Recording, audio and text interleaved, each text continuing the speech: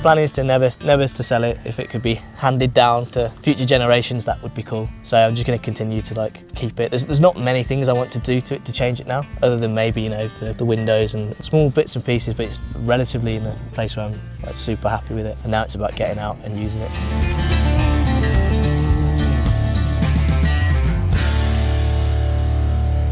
Welcome back to another episode of Defender Dream Builds, and today I'm in the Peak District with Zach and Scout the Defender, which you probably would have seen on Instagram. And I'm here because I think that Zach has done a great job with Scout and how he's skirted the line of making something really stylish but super duper functional as well. So let's have a chat with Zach and figure out why he's done what he's done, and hopefully we can learn something. The Peak District is Zach's stomping ground. This is where you're not born and bred though, right? Not born and bred, but where we've ended up and love it here. So yeah, not going anywhere anytime soon. But not far, right? You said, we chatted earlier, you said Birmingham. Yeah, originally from Birmingham, and then, Sorry, Scout. Well, it's mainly pollen, right? I mean, it is all pollen, yeah, which is why you're clogged up. But. Yeah, I'm about 10 minutes away from having an afternoon nap because of the amount of antihistamines. But we're here to talk about Scout. And I wanted to find out from you, Zach. I mean, we've been chatting over Instagram for about a year or so. Yeah. We're chatting, but I met you for the first time face to face like 2 hours ago. 2 hours ago, yeah. Yeah, so I would love to also know a little bit more about your story and like why a Defender, how did you get into it? Why did you choose it? And like, I guess if I can triple layer the question, why you started making videos and photos about it. Yeah, I guess to start with why the Land Rover. I'm from Birmingham and they were made in Solihull just down the road. So I know people that either worked at the factory or had some sort of connection with the factory. And then I was in Cubs and Scouts with leaders who worked at the factory who, when we went camping, they would tow all of our gear in kind of cool Defenders. So I think there's that bit. And one of the leaders actually had a Defender that looked almost exactly the same. So I think I've always had that kind of subconsciously in the background. Yeah, always then become a dream to own a Land Rover. And like we were saying earlier, we're lucky that our dream car isn't some sort of Lambo or Ferrari, it's some kind of old school Defender, which is slightly more attainable and achievable, thankfully. So, I mean, the cool bit is there's not many cars that you can really like make your own with relative ease as well. Like they're pretty kind of easy to work on and make your own. So I think that appealed definitely. And yeah, seeing other people kind of going on mad road trips with them, like there's people that I followed online for a long time before I eventually bought one. You could go out and get one and go and live your best life in an old school Defender. So when the time came to be able to kind of bite the bullet, we're getting one. I love it.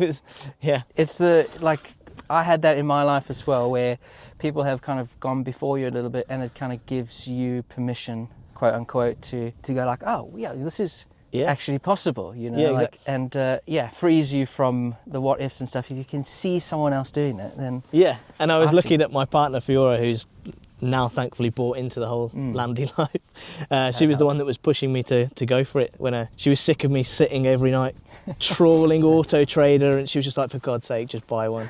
So I got that permission as well. So when the time came, you need the sign off, huh? You got very excited to go and buy one. Like with all these videos, let's start right at the front. This is a very different front end to the last couple that we've done. I recognise this as an ORE bumper. Yeah. But you had a name for it. What was it? It's a cranked bumper. Cranked. So yeah, you've got that kind of angled shape to it. So when I bought Scout, it was completely stock. So it had the standard running bumper, the straight. So with all of this, I've tried to imagine if Land Rover, 20 years on, what would they do with the existing shape? How would they modernise it? So, you know, running lights in. So if you put the ignition on, these light up. So with everything I've tried to do, I've tried to keep it in keeping with Land Rover and not go mad and not do mad lifts or anything like that. I like that way of thinking. I like that approach of sort of stepping into Land Rover's shoes and thinking like, what would they have done if they had another crack at it, you know? Whilst keeping it, super usable. Yeah, for sure. Staying down here, you've also got the ORE, steering guard? Steering guard, just for a bit of protection. I don't do, mad lanes, but when we do go off-roading, it's nice to know you've got a bit of protection underneath.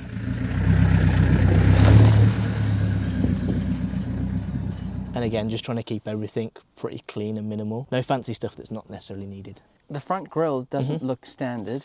No, so that is a Zunsport grille, so it's a metal mesh grille. Yeah. Again, black, there's a running theme.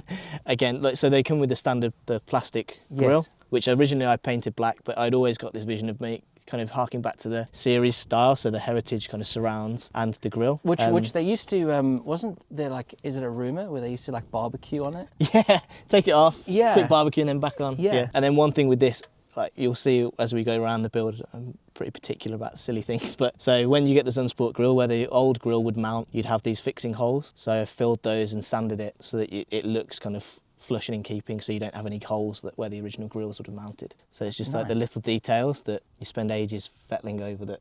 Yeah, you've got a real passion for it. For a living, Zach is a designer, and so he's got that detail-oriented eye. Yeah. And it's really showing through. Everything is matching, and like it's great. It's really really neat and tidy. Yeah, another word for it is sad. Talk to me about the lights. Standard ones just don't really work. So they came They with just are horrendous, right? Yeah, the standard bulbs. So I mean, a lot of people now upgrade them to at least LEDs. So these are, again, they've got the hoop running light, which looks a little bit different. I think they're maybe a bit Marmite, but I quite like them. And again, they tie in with just the running lights in general. Is that an ORE thing again, or? They're light parts. Light from part. from ORE. Yeah. So again, like with the design language, I've tried to keep everything the same all the way through the build. So yeah, the lights are from light parts because they all kind of tie in. They've all got the same kind of treatment. The fact that you use design language. Oh no, I'm just... Yeah, light parts supplied by ORE, and then these are not the sort of the standard colour ones. These are smoked. Yeah. So again, like in keeping with the rest of the truck, like blacking Yeah. everything out. Although I am really tempted to go back to the colour because I thought it would be quite cool to have like one pop of orange or something. So Yeah. I'm maybe tempted to flip them back to the like standard ones. And then around the lights, then there's these headlights around. Standard, you'd get the plastic trims. Okay. These are kind of metal painted body colour to again hark back to like the series look with the bezels around them. And your front grille Yeah. matches Yeah, the vents. the yeah. vents. Yeah, had to do that. So yeah, they're the vents for obviously the horn. So I had to make sure that the mesh pattern matches across everything, so it's all kind of like in keeping. And then there's a couple of the bits like the lettering. So as standard, this age Defender would have said Land Rover in silver. Is that so? So I took the letters off because I wanted it to say Defender. So I took the letters off and sanded it and sorted it all out from the paint. You did all that? No. Oh. That went to a body shop to do that. Yeah, I've seen that. They take it off like a wire, right? Yeah, that's it. Yeah, and then polish it all back and then spaced out the letters for Defender again in black to match all the black details. These vents as well, like, are not, those are Yeah, so got ORE. got rid of the plastic ones. Yeah. ORE to tie in again the shape when we go kind of around the car. The shape matches the side steps, the rear steps. So that again, when you go around the car, everything feels like consistent. If Land Rover had another go at it, they would make everything look the same. So I should try and do that too. It becomes an obsession, but yeah. But it makes the difference, eh? It makes a difference where, like, you see so many Land Rovers that are, like, bodged and, you know, Yeah. in an event like that. One will be a Phillips, one will be a flat, one will be a pop rivet. It's like, Yeah. pick a mix. And you've kind of stripped it back and gone, okay, this is how I think Land Rover would have done it exactly. if I commissioned them. If I had to go, I had to go, and then the same with some of the other bits as well. So, I mean, this is one thing, like just upgrading the wiper blades. It's a small thing to do, but it makes a massive difference. The optimal washer jet as well. I've heard lots about that. It's brilliant. The reason I had to take the whole dash out to do the wiper motor, and I thought whilst I'm there, I'm just going to go for it and update the washer jet. And it's it is a game changer, like compared to the piffy little.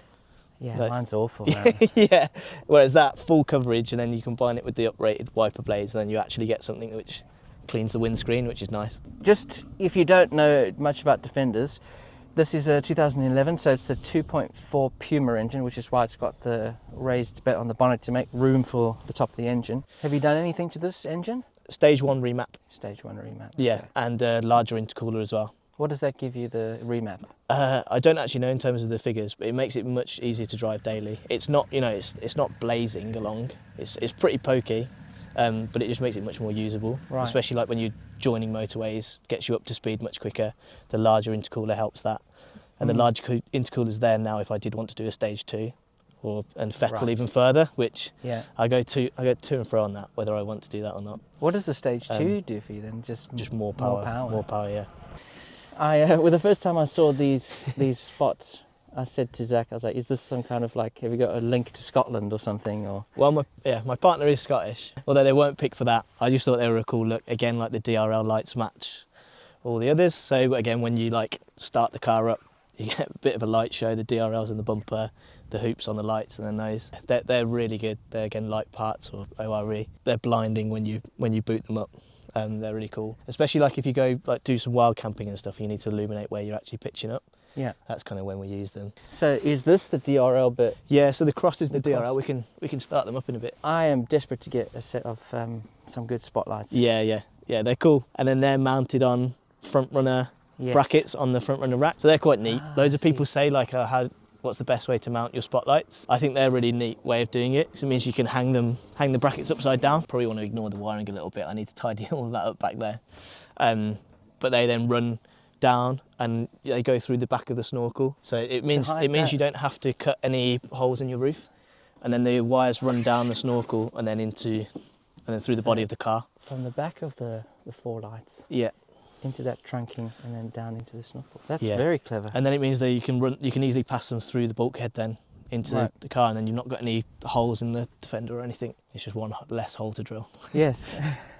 Which is always a daunting task. And front runner rack as well. These are really nice. Yeah, that's the slimline roof rack. Yeah. I think it just looks a little bit neater when it's closer to the body of the car. Yeah, normally up there I would have the roof tent, but I've taken it off to try and fit the car in the garage and it didn't end up fitting, so that was a wasted effort. But, yeah, normally we have the Vicky Wood tent on top. A hard shell one, you said. Yeah, a hard shell one, so you shouldn't actually have to take it off. You can leave it all year round, and that's a great bit of kit. I can send you some pictures of that when it's up. But, yeah, please do. It's great. Now we're a family of 3, we can all kind of climb in, which is good fun. I was trying to go back to the snorkel. Oh yeah, it's a Mantech one. Mantech, or raised air intake is the official thing. It's not really meant for wading, as opposed to letting it breathe through dusty places and stuff. I've not actually, I think a little bit like you, I think in your last video, I've not actually plumbed it in. I don't know whether to admit that or not. Of all the videos that everybody watches, like the one that I've like made the biggest mistakes. I do plan to connect it up. It's just I need to get some sort of gasket between that and the body to connect it into the airbox. So at the moment it's purely visual. I thought it looked cool. And while we were on here, there's something when I came and said hello to you for the first time, I noticed these as well, and I thought those were pretty cool. Yeah, so they're just I can't remember where they're from, just the mud spats. Painted body colour, so they stop any of the mud flying up the body of the car. But the main reason I put them on was I think it gives the car a bit of a wider stance. Yeah. And this has got kind of 30mm spacers on it, and it was flicking up loads of crud and mud up the side because of the spacers. So put those on, and again painted them body colour to match everything else. Your side steps? Side steps, yeah. Side steps. They don't function as like a rock slider, do they? No. I mean, I guess they provide a bit of protection if you were to slip, but their primary role is to be just a side step. So I had the standard ones on. It was like silver checker plate, and it was driving me mad that I'd got all these black fixtures and fittings and then I got silver side steps. So swap those out. Again, the reason I went for them, the ORE pattern, so everything ties in. So on the grip top. You know, I don't want to overstate it, but that is the grippiest surface I've ever felt in my entire life. You have to be careful when you jump out though, so you don't catch your legs on it, because you know about it when you do. It's anti-slip tank material, so that's why it's so grippy. That's the same pattern as your vents. As the vents and the step and the rear step. And the rear step, It's great.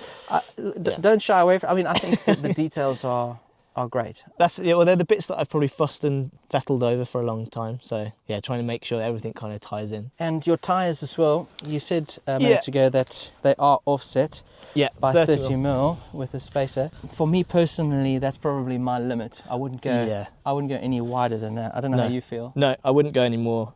Because they're an aggressive tyre as well. Like they've got a lot of thick sidewall on boost alloys. I did have black sawtooths, but I swapped them around for the tyre, basically. Yeah. So, but I'm actually a fan. I really like the traditional boost alloys. I think this is something really classic about them that I personally really, really like. Yeah, when I bought it, it came on the boosts, and then I swapped them for sawtooths, and now I've gone back to the boosts again. I quite like the contrast. If everything else is black, having like silver or grey wheels. Let's keep coming around.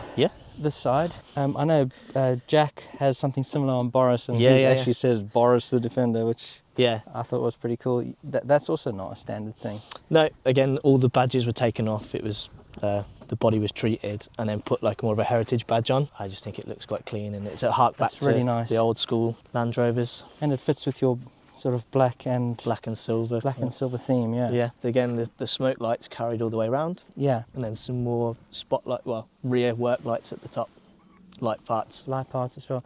And you've not mixed brands. I like that. That's the thing, like I want to just like keep consistency across everything. My poor car is like a a bastardization of every cheap part that I could find and put on. So I got Brit part, I've got this and that, I've got really nice Exmoor trim stuff. It's just, yeah, so I like your integrity with it. Yeah. Your integrity of... I think well, part of it is if the brand looks a certain way, you want it to look the same across your truck. And but equally, continuity. yeah. And if you find like a brand that works, why would you change? So Yeah. from the lights perspective, I bought the headlights first. They were amazing. So if Yeah. I was going to look for spotlights, I'd go to them. Why get Helford's ones? I'd go to them first. Yeah. Yeah. It's just a learning thing as well, isn't it? Yeah. Like as you discover more brands, you're like, oh, I like that brand because of that, so I'm going to stay with them. Or So that begs the question, if you find a really nice rear light, you got to change all your lights. Yeah. you've also got the ORE swing away wheel carrier, which Yeah. I think is the nicest, most subtle looking one on the market. Yeah, the first thing I bought actually when I bought the car. Is that so? Yeah, only because I'd heard all these horror stories of people's like rear doors cracking. So Mine did. it did actually, yeah. Yeah. Yeah. One other thing is I desperately need to change all of the hinges. The previous owner has punched ball bearings in from a security perspective, which is great because you Really? cannot get them out, right? So the ball bearings are in the bolt. The Oh problem with my that is that I do need to change them because there's a bit of wiggle on the pins. Right. But I'd have to drill them all out, so it'd be a massive job. And ball bearings are hard. Yeah. What else have we got? The NAS step is also Now step. with the same pattern. And that's cool. That's got the detachable Yeah, thing. showed the party Yeah. trick. Yeah, so that pops out. So you can still tow with it. I took my That is brilliant. my hitch off, but I need to put it back on. But yeah, it means that you can tow, and you're using the factory towing points then. So you're not in danger of using something that's not rated for the right tow.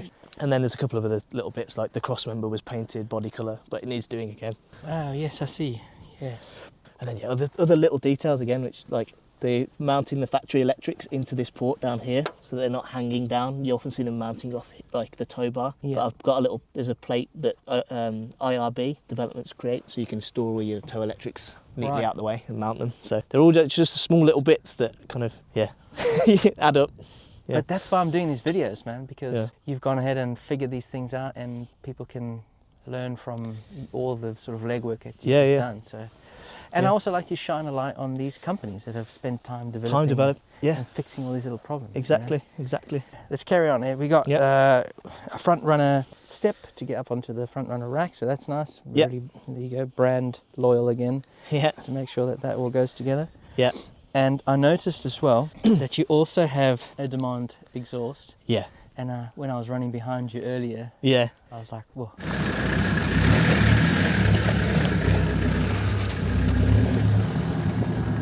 The 2.4 doesn't sound good stock, and it's No. not got like the raspiness like a 300 or TDI or anything. So yeah, the demand exhaust, it makes it sound like it should when you look at the car come in, right? So it gives you a nice like burble, but it doesn't it doesn't scream. The main thing is it doesn't drone when you're like going down the motorway. You don't really know it's on. That's a great bit of kit. Yeah. Everybody that's got it on has It gives you a smile, especially if you go down like a track that's got like a brick wall down like we did earlier. Yes. You can really hear it like bounce off. You were saying the suspension you've kind of left pretty stock, right? Yeah, I get a lot of comments of people saying that the ride height looks really good, but I've genuinely not fettled with it because Right. sometimes like the 110s can sit slightly angled. I Right. don't know whether that's a Puma thing, but No, yeah. mine does. Yeah. The rear is So slight, it should have a bit, yes. but some people say that theirs looks like it's got too much and people like the way that this sits, but I've genuinely not fettled with that other than put a new shock in that had corroded. And then the only other thing is I might uprate it because the tent's normally on top and that's a lot of weight, so maybe change the suspension setup to accommodate that and change some of the ride so it's less wallowy, the rear anti-roll bar and stuff. Put a heavier duty one on is maybe something that I'll look to do. But yeah, in general, it's all stock. Take us inside the back. Yeah, There's let's a do few it. things in here. Yeah. So again, I've tried to keep it relatively kind of factory-esque. So if Land Rover did a rear load bed and a rear drawer, what would that look like? So front runner drawer system. In here, we keep this loaded up with all of our camping gear so that on a Friday night after work, we can just get out and go. So it's got all recovery gear in it, lamps, a shower, midgy spray. Oh, do you get the midges up here in a little in bit? Peak Yeah, District? yeah. I mean, that's probably a hangover from when we did the North Coast 500. So we try and keep that all loaded up and stocked up. And then the rear load bed, I just made that myself out of 3 sheets, and they bolt down to where the original seats would have mounted. So it's all mounted in place, so it doesn't really move anywhere, and it's just neat. And it's just ply and then wrapped in this rubber checker plate, so it looks quite neat, and you can wash it out and clean it all out. Where did you get that rubber checker? That's an eBay special, that. eBay. Yeah. Classic. And it means that you're not too precious about it, so you can throw your kit in it, wipe it. I could always retrim it if I need to.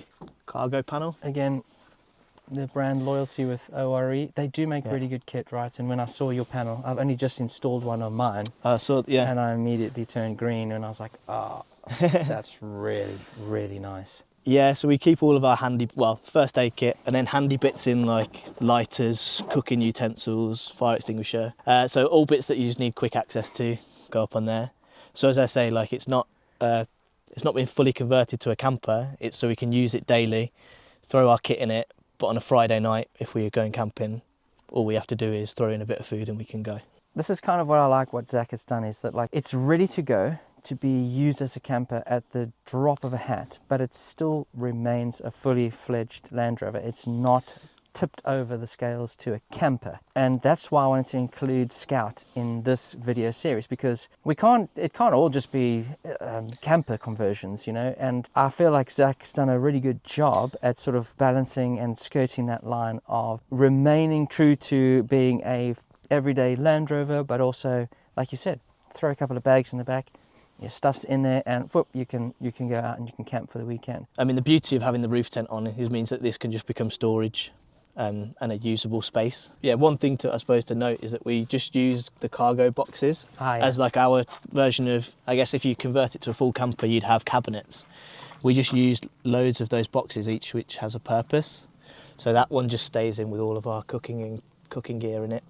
And then when we go on longer trips, each cargo box has a purpose, so you know exactly what's where. When you don't have, the full conversion inside, it's important to stay relatively tidy. So is there anything in the second row seats, anything that you've not really, everything's standard? Yeah, everything's been sound deadened, so underneath all of these, underneath the mats and then underneath the carpets there is sound deadening. So right. 3mm, I think it's called skins, and then a 6mm insulating foam over the top, and I've done that throughout the car, inside the door cards. It's a horrible job to do, but it genuinely does pay off. It's one of the things I noticed when I jumped in with you. I was like, wow, this is a lot You can quieter. hear yourself think. Yeah. It's a big job, but yeah, it's I'd recommend it. So I've just come around to the back again because I wanted to just get you to show us this. You talk about the headliner, because I made a video about a headliner and it made me want to delete my entire YouTube channel. Well, I watched your video and I was going to do it myself, and then I thought, no, maybe I'll.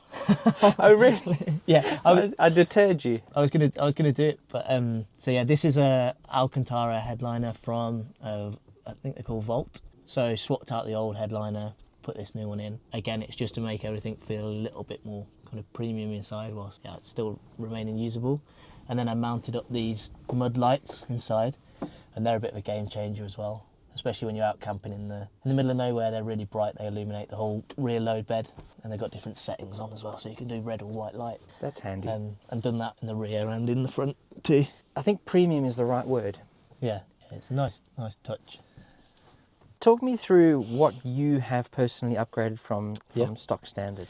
Yeah, so this was an XS already, so you got stuff like split leather seats, air conditioning, heated windscreen, steering wheel to match the headliner, so that's a Motorlita steering wheel on a removable boss for a security point of view. So that's Alcantara, and then black steering wheel, just all the black accents again. With that then updated the entertainment system, Apple CarPlay, so a new switch panel cut, and that's got all of the spotlights, rear lights, wipers, etc. So it moves all the switches. You have to cut the dash, so it's a bit of a daunting job. And then often when you buy these like switch panels, they have like a hole for another temperature gauge or something, whereas I didn't like that look, so got it cut down and beveled so it all kind of fits the number of switches I need. I noticed the throwback heritage colours. Yeah, do you know what? When like I post stuff on Instagram, one of the questions I get asked most frequently is where do you get those from? Puma owners, they want to hark back to a bit of heritage. So yeah, these are again just eBay 3D printed collars to match kind of what the original sticks would have looked like in a whole series or something. And to install them, do you just unscrew? No, you just clip them around. Oh, just It's literally like a 2-second job. Oh, right. But it, again, just adds a little bit of character and harks back to the old school Defenders. Exmoor trim, high cubby box. I was going to say that cubby's a bit... Cut a hole for USBs, so charging, and then also USBs and a USB-C up here, so replace the old cigarette lighter. That's again a plug and play, so really easy to do. Who uses a cigarette lighter these days? And then inside, some more molly panels. So this is quite neat, a way of store. You know, your cubby box can get so full of just junk. Yes. Right. So it's another nice way of keeping stuff a little bit neater. So a molly pouch with some bits and pieces. And then carries down here as well. So ORE seat box cargo panel. And again, I normally have like a molly pouch strapped there with some tools and bits. So it's just ways of using the space more. This isn't standard, right? No, that's a corner protector. So if you've got like carpeted interior like this, often that can get really chewed up. So they just protect the corners of the carpets. Where do you get these from? Because I could use a set of these because my carpets are getting chewed up on the edges. You can get them from loads of different places. I went for ORE only because they didn't have any, a lot of them have like logos and stuff engraved into them, and then they just get loads of mud and dirt and stuff inside them, so it kind of defeats the point. True. So they're just, ORE, and they just keep all the carpets nice and tidy and clean. All those little bits and pieces. Make a difference. Another storage cubby there as well. That's not standard. This is not standard, is it? No, normally that's just a piece of dash. So you can get this little kit. I can't remember where I got that from. Okay, I'm gonna come back a little bit because I just remembered something that we've been talking about. These. Yeah. So I mean, if you've driven a Defender for any length of time, everyone knows they're not the most comfortable, and they give you a little bit of an armrest. They extend the door cards, so you've actually got somewhere to put your arm rather than being shimmed up against the side. Balancing your elbow on that 1-inch piece, it's so frustrating if you're on. I mean, I did a 5 or 4.5 hour journey up to you this morning, and I swear my right elbow is bruised up. So I definitely, if I take anything away from our time together, I am going to get me some of these one stone armrests. And you were saying they just come with some adhesive pads? Yeah, they just stick right on. It's all these silly little bits that, if you drove a car today, you wouldn't ever even consider. So it's just trying to make it feel a little bit more up to date. Pleasant. And pleasant to drive. All right. Now, before we get to the sort of end of this whole thing, I was dying to ask you, what is your favourite upgrade that you've done? Yeah. It's a hard question, especially because you've done so many like small things that in my mind it's made a massive difference. What's made the biggest difference then? Okay, so as soon as we put the rooftop tent on, that totally changed, I guess, the way that we use the vehicle. So it meant that we've got the flexibility to stay out for more days every time we go out and about. So, and it's meant that the rest of the back of the car can be even more usable because we're not dumping all of our tent and kit in. So I think that transformed the way we use the car. I have to ask this, and I ask everyone. Have you added up what you've spent on? No, I did start. When I first bought the car, I had like base cost, and I actually had a spreadsheet all the things that I think I wanted to put on the car. That had a total, and then I've gone way beyond. You're not going to sell it, so there's no point in. The plan is to never to sell it. If it could be handed down to other, future generations, that would be cool. So I'm just going to continue to like keep it. There's not many things I want to do to it to change it now, other than maybe the windows and a bit of like small bits and pieces, but it's relatively in a place where I'm like super happy with it. Yeah. And now it's about getting out and using it. Yeah. Dude, what that's probably I couldn't end it any better than that. Yeah. But as you know, with these videos, it's not going to end there. Yeah. So I'm going to carry on the tradition and do a instant photograph of Scout. Zach. Yes. You're in a position where I'm at the very tail end of a cartridge. Yeah. So you can choose whether you get black and white or colour. Now, the caveat to this is, this box of Instax film is the last box from my Africa trip that I did. So this expired in 2014. So these are the last 2 cartridges that went through Africa. This box went all the way down to Cape Town really cool. and back again. So you get to choose if you want colour or black and white.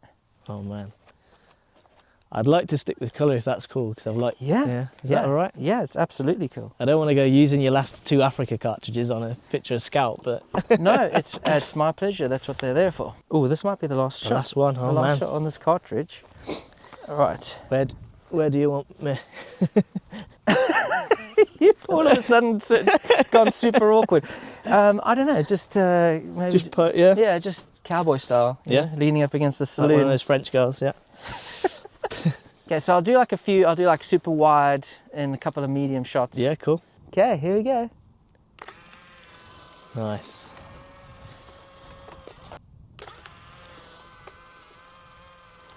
Okay, so that answers was the one. question. Yeah, that answered that question. That cartridge was dead. Done. Thank you for being the guest and the assistant. How many cartridges did you go through on your road trip? Quite a few. Yeah. Yeah, quite a few. Have you got them? Yeah, I got them All in up an in album. Oh, that's so good. I should do a little video on that at some point. You should definitely, yeah, that would be cool. Like a recap of your road trip. Oh, there's a very weird smell Oh, really? coming out of there. It's 11 years out of date. So let's just. Fingers crossed. Okay, so we get the blank plate out. That's not good. Maybe the expiry date is there for a reason. Oh, it says do not press here. I just did. Since we're a couple of Land Rover enthusiasts, we should be able to bodge something.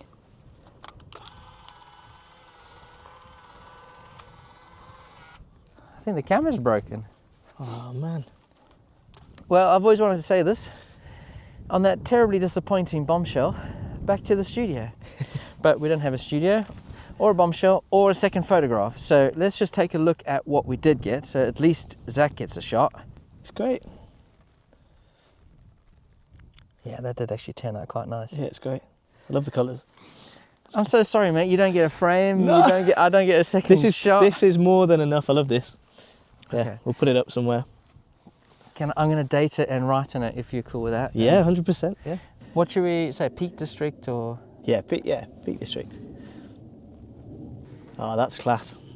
There you go. Thank you very much. It's my pleasure. I wish That's I great. got one too. Yeah, we'll do one on your phone. We'll capture something. Yes. Yeah, definitely. Well, thank you, mate. Mate, thank you. It was a pleasure. Yeah. It was great to meet you and Yeah, lovely to chat meet you all too. thing Land Rovers. You gave me lots to talk about, and I think you've done such a good job, man. I Thank really you, man. do. You've really hit that balance. I you know? hope so. I hope so. Yeah. Well, there you have it. Another dream build done. Another very, very worthy candidate. Zach took us through Scout from front to back, and I hope you learned something. I hope you picked something up. I really enjoyed his integrity and the continuity from front to back, being the brand loyal and using light part all the way through and ORE all the way through and front runner for the functionality. It's nice to see a cohesive build like this. So yeah, I hope you have gleaned something from Zach and his experience with doing Scout through the eyes of a designer. I certainly have. Personally, I am definitely going to get some of those armrests. I don't think I could probably survive another few weeks without those. So I'll be getting those. If you think that you have a great Defender build, please do get in touch with me. Head over to my Instagram. It's probably the best way to get in touch with me. The YouTube comments, it gets a little bit lost in there. So find me and follow me and talk to me on Instagram. And maybe I'll come out and film your Defender too. But thanks again for watching. Hope you enjoyed this one. And we'll see you again very, very soon.